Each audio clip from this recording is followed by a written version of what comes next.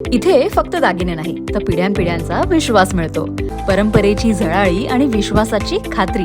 Kailas अडगावकर jewellers, Datta मंदिर bus stop, Nashik road.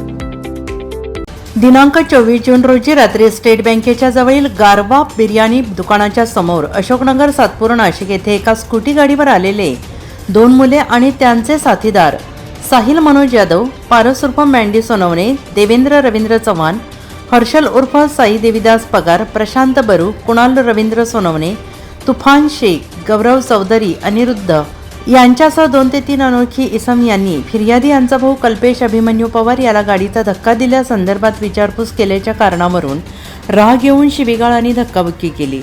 फिर्यादीच्या भावाला ठार मारण्याच्या उद्देशाने त्याच्या इतर साथीदारांना बोलावून घेऊन गैरकायद्याची मंडळी जमवून रस्त्यावरील पडलेला दगड डोक्यात मारून गंभीर जखमी केले.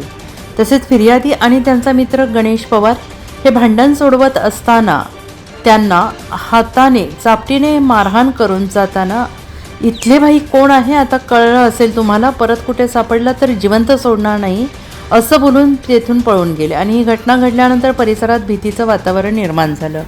पोलिसांनी संबंधितांविरोधात गुन्हा दाखल केला असून अधिक तपास वरिष्ठ पोलीस निरीक्षक प्रकाश अहिरे यांच्या मार्गदर्शनाखाली पोलीस उपनिरीक्षक भाऊसाहेब दहिफळे हे करत आहेत. NCN न्यूजसाठी प्रतिनिधी सिद्धार्थ लोखंडे, सातपूर.